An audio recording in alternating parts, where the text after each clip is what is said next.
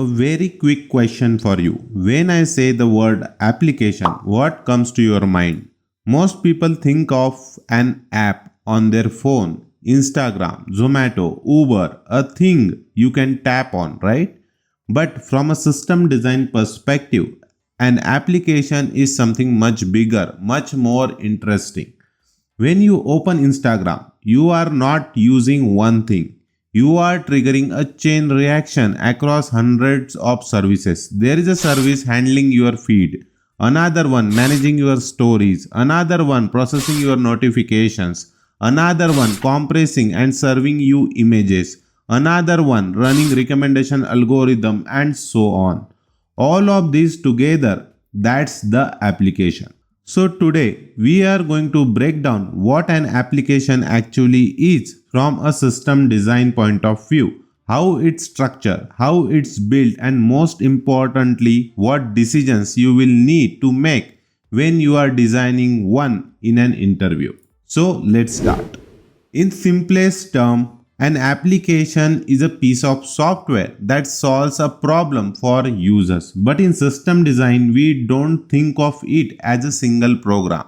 We think of it as a system made up of multiple components working together. If I want to give you analogy, then application is like a hospital, not a doctor.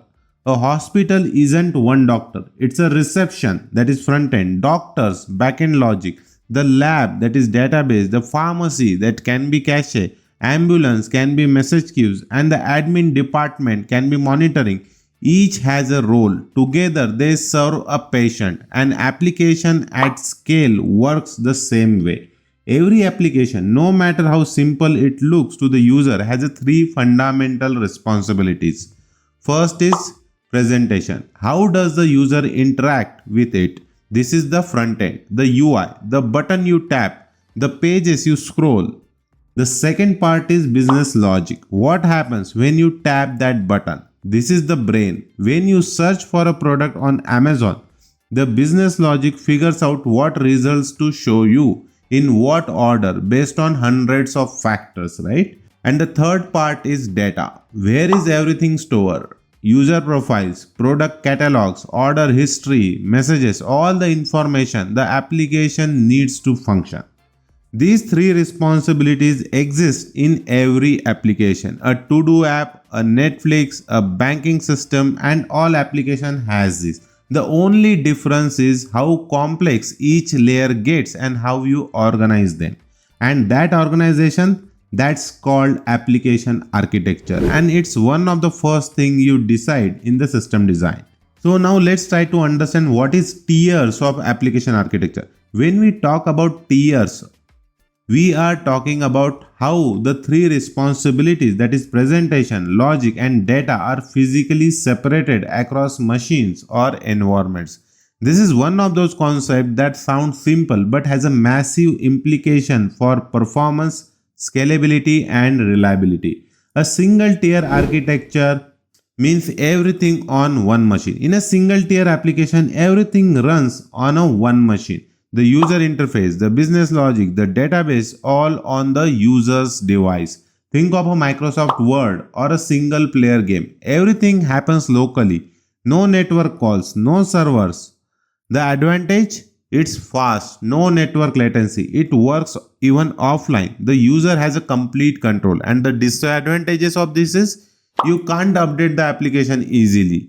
If there is a bug, the user has to download a new version, install it, and you have zero control over the data. It lives entirely on the user machine. Second tier is two-tier architecture. Here you will have client plus databases. In two-tier setup, the application is split into two parts. The client handles the UI and some business logic. The database sits on the separate server. Think of a desktop app that connects directly to database. Many early enterprise applications were built this way. The problem? The client is fat. It has too much logic. If you need to change a business rule, you have to update every single client. And if 10,000 users are all directly querying your database, that database is going to have a very bad day. Third type of architecture is three-tier architecture. It's a standard model used. This is the architecture that powers most of the modern web. Three tiers, each with a clear responsibility. The tier 1, that is a client tier. This is a browser or a mobile app. It handles presentations only. It is thin. It sends requests and display responses. Tier 2, the application server. This is where all business logic lives. When you search for a flight on Make My Trip, this server receives your request, queries multiple airlines, applies filters, sort results, and send back a clean response. Tier 3 is a database server. This stores and retrieves data, user account, flight prices, and booking record. If I want to give you analogy, then three-tier architecture is similar like a restaurant. The dining area is the client. In our term presentation, the kitchen is the application server. That is a business logic. The chef deciding what to cook and how here. And the pantry and the cold storage is the database, where the raw ingredients are stored. Each has a separate space, separate staff, and can be scaled independently. The beauty of three tier is each tier can be scaled independently. Getting too many users, add more application servers. Database overloaded, add read replicas. Front end slow, put a CDN in front of it. You have a complete control. Now, next type of architecture is n-tier architecture. It is just adding more layer on the top of three-tier architecture. So what is n-tier architecture? As application grows, three tiers aren't always enough. You start adding more layers.